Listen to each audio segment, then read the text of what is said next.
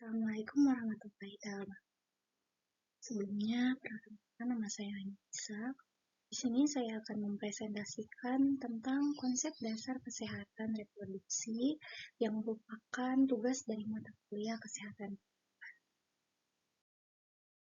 Baik, langsung saja kita ke materi yang pertama, yaitu di sini ada definisi dari kesehatan reproduksi. Nah, menurut WHO, yaitu kesehatan reproduksi adalah suatu keadaan kesejahteraan fisik, mental, dan sosial yang utuh, bukan hanya bebas dari penyakit atau kecacatan dalam segala aspek yang berhubungan dengan sistem reproduksi, fungsi, dan juga proses. Nah, apa sih definisi? Ini kan definisi kesehatan reproduksi menurut WHO. Nah, untuk definisi kesehatan sendiri menurut WHO yaitu keadaan yang sempurna baik fisik, mental maupun sosial, tidak hanya terbebas dari penyakit atau kelemahan. Nah, hampir sama untuk definisinya, cuman perbedaannya untuk definisi Castro ini yaitu berhubungan dengan sistem reproduksi, fungsi, dan prosesnya, seperti itu. Lalu selanjutnya definisi dari reproduksi itu sendiri apa sih? Yaitu proses di saat makhluk hidup bisa menghasilkan keturunan dengan tujuan supaya tetap dapat mempertahankan kelangsungan hidup spesiesnya. Baik, lalu selanjutnya di sini ada komponen kesehatan reproduksi. Nah, komponennya apa saja sih? Di sini yang pertama yaitu komponen meliputi kesehatan ibu dan bayi baru lahir. Nah, yang kedua ada keluarga berencana. Yang ketiga yaitu ada kesehatan reproduksi remaja, dan yang terakhir yaitu pencegahan dan penanggulangan infeksi menular seksual atau IMS, juga termasuk HIV/AIDS. Itu. Jadi ini 4 komponen kesehatan reproduksi. Baik, selanjutnya di sini kita akan membahas tentang tujuan dari kesehatan reproduksi itu sendiri. Nah, di sini ada tujuan umum dan tujuan khususnya.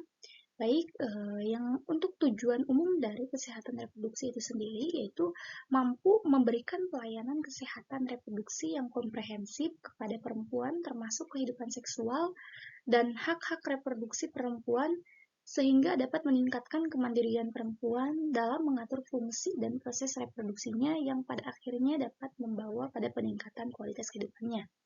Nah, jadi untuk tujuan umum dari kesehatan reproduksi ini merupakan bagaimana cara perempuan mengatur hak-hak reproduksinya untuk supaya bisa meningkatkan kualitas reproduksinya gitu. Jadi di sini terfokus kepada hak-hak reproduksi yang komprehensif seperti itu. Lalu selanjutnya untuk tujuan khusus dari kesehatan reproduksi yaitu yang pertama mampu meningkatkan kemandirian perempuan khususnya dalam peranan dan fungsi reproduksinya. Yang kedua yaitu meningkatkan peran dan tanggung jawab sosial perempuan dalam konteks di sini tuh kapan ia pengen hamil, berapa jumlah anak yang dia inginkan, dan jarak antara kehamilan gitu. Jadi tujuan khusus dari Castro ini yang kedua yaitu meningkatkan peran dan tanggung jawab perempuan. Jadi di sini tuh supaya dia udah mempersiapkan gitu dari mulai remaja dia sudah terpikirkan kapan dia akan menikah, umur berapa, terus kapan dia ingin hamil gitu, terus jumlah anak yang dia inginkan berapa, dan jarak antara kehamilannya gitu. Baik, yang selanjutnya yaitu meningkatkan peran dan tanggung jawab sosial laki-laki. Nah, di sini juga kita Castro ini tidak hanya kepada perempuan saja, tapi kepada laki-laki juga. Lalu selanjutnya menciptakan dukungan laki-laki dalam membuat keputusan mencangkup informasi dan pelayanan yang memenuhi kebutuhan kesehatan reproduksi. Baik, slide selanjutnya yaitu di sini membahas dari sasaran kesehatan reproduksi. Sasarannya kepada siapa aja sih? Nah, yaitu yang pertama kepada remaja. Nah, untuk remaja ini terfokus ke kita memberikan pendidikan seksual terus membantu menghadapi manage secara fisik, psikis, sosial, dan juga hygiene sanitasinya. Jadi dari mulai kapan sih kita memberikan pelayanan edukasi kesehatan reproduksi, yaitu sasarannya dari mulai remaja gitu. Remaja kita memberikan pendidikan seks, membantu menghadapi masalah-masalah yang terjadi kepada remaja, masuk kepada hygiene sanitasinya, kesehatannya gitu, cara menjaga kesehatan reproduksinya gitu. Terus selanjutnya yang kedua yaitu kepada wanita. Nah, wanita usia subur dan juga pasangan usia subur gitu. Lalu sampai batas mana sih gitu? Cashpro ini sasarannya. Nah, nggak hanya remaja dan juga wanita, tapi di sini juga kita sampai lansia gitu. Nah, untuk lansia ini kita terfokus pada pemberian makanan yang banyak mengandung zat kalsium untuk mencegah osteoporosis. Lalu selanjutnya memberikan persiapan secara benar dan pemikiran yang positif dalam menyongsong masa menopause gitu. Jadi Cashpro ini tidak hanya pada remaja, pada wanita saja, pasangan usia subur, tapi sampai selesai gitu, sampai dia harus menopause atau sampai lansia. Gitu. Baik, slide selanjutnya yaitu di sini kita akan membahas tentang sejarah kesehatan reproduksi. Nah, untuk sejarah ini dimulai dari perkembangan kesehatan reproduksi sudah dimulai sejak terjadinya peningkatan penduduk. Nah, pada pertemuan PBB pada tahun 1995 dan 1965, hal ini menjadi isu yang sangat penting gitu. Nah, setelah dilakukan pertemuan PBB, lalu selanjutnya di sini pada tahun 1960-an PKBI atau Persatuan Keluarga Berencana Indonesia memperkenalkan program keluarga berencana gitu yang mendapat dukungan dari banyak negara. Lalu selanjutnya pada tahun 1975 dilangsungkan konferensi perempuan yang membahas tentang isu perempuan hingga berlanjut ke pembahasan gender dan berlangsung pada tahun 1990-an muncul pandangan baru mengenai seksualitas dan kesehatan reproduksi perempuan. Nah, dalam hal aksasi manusia yang berdasarkan HAM. Jadi untuk sejarah ini berlangsung pembahasannya tuh sampai nanti dilakukan berbagai konferensi gitu. Nah, yang ditandai di sini jelas dengan terselenggaranya beberapa konferensi internasional gitu yang membahas tentang hal tersebut gitu. Maksudnya yang membahas tentang isu perempuan, gender, tentang seksualitas gitu. Nah, untuk konferensi itu dilakukan di yang pertama pada tahun 1993 yaitu dilakukan konferensi di Wina. Lalu selanjutnya untuk pada tahun 1994 konferensi ini dilakukan di ICBD Kairo seperti itu. Baik, selanjutnya di sini siklus dari kesehatan reproduksi itu sendiri. Nah, yaitu kesehatan reproduksi menggunakan pendekatan siklus kehidupan perempuan yaitu atau life cycle approach gitu. Atau pelayanan kesehatan reproduksi dilakukan sejak dari mulai janin sampai ke liang lahat gitu, sampai ke liang kubur. Jadi siklusnya itu kita menggunakan siklus kehidupan yaitu kalau misalnya perempuan dari mulai dia dalam kandungan, dari mulai dia sejak lahir gitu sampai dia meninggal. Nah, itu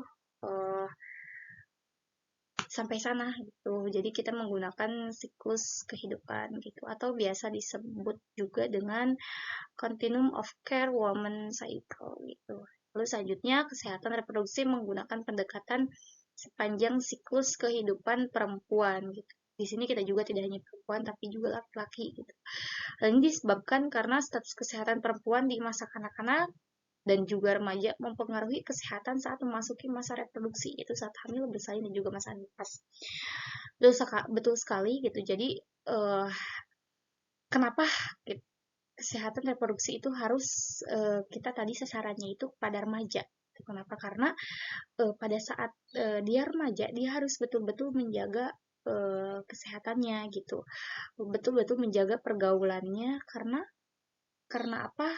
Karena nanti dia bakal menjadi seorang ibu gitu yang pastinya dia bakal hamil, bersalin dan juga nanti dia bakal melewati berbagai tahap gitu yang mempengaruhi pada sistem reproduksi atau kelangsungan hidup seseorang gitu. Nah, jadi kenapa harus dipersiapkan pada saat dia remaja gitu?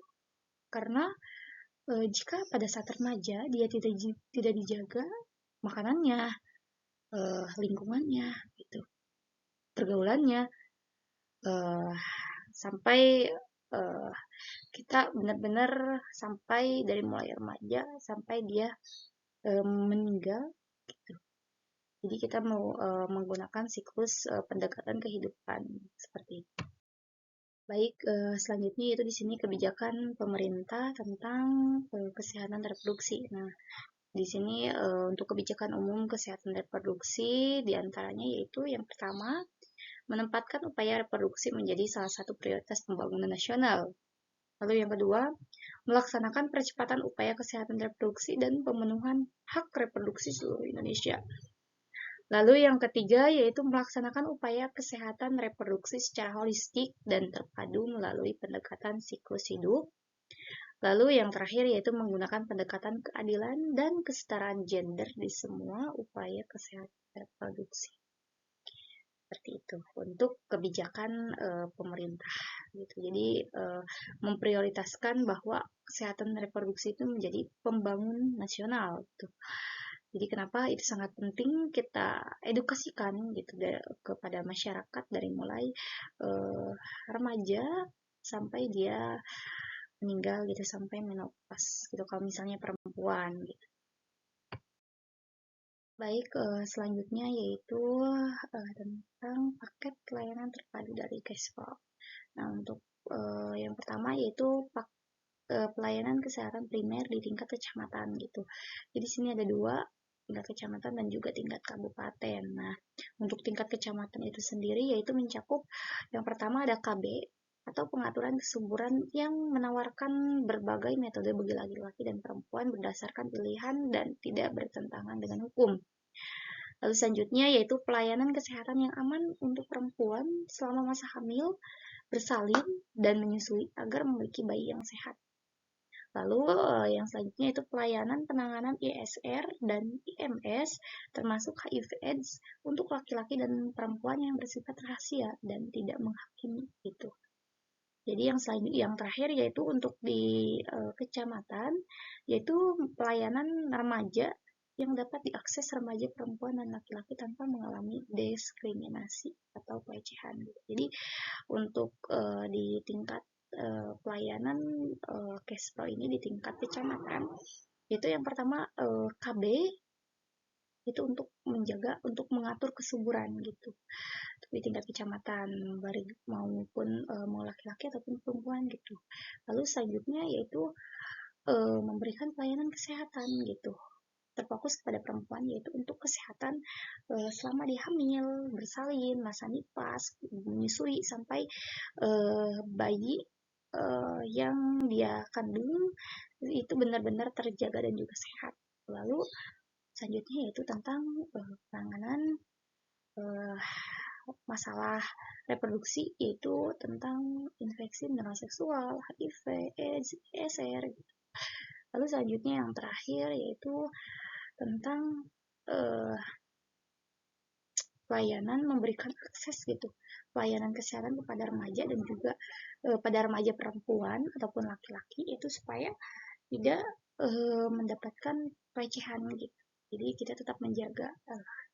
Lalu selanjutnya di sini tadi kan tingkat kecamatannya. Nah, untuk tingkat kabupatennya yaitu yang pertama diagnosis dan penanganan segala kondisi dalam sistem reproduksi yang tidak dapat ditangani di tingkat pelayanan dasar. Nah, jadi misal nih dari tingkat kecamatan tidak bisa melayani tidak bisa menangani tentang penyakit menular seksual. Nah, nanti selanjutnya di tingkat kabupaten gitu bakalan ditangani sampai seterusnya gitu.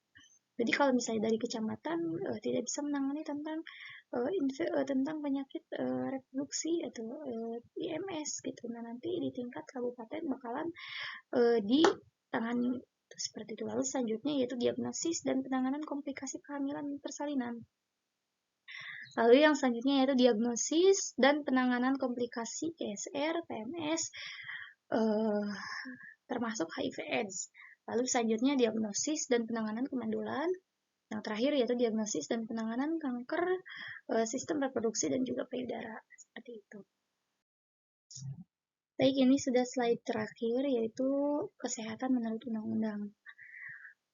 Kesehatan reproduksi sendiri telah diatur dalam Undang-Undang Republik Indonesia Nomor 36 Tahun 2009 tentang kesehatan, yakni keadaan sehat dan keadaan secara sehat secara fisik, mental, dan sosial secara utuh, tidak semata-mata terbebas dari penyakit atau kejahatan yang berkaitan dengan sistem, fungsi, dan proses reproduksi laki-laki maupun perempuan.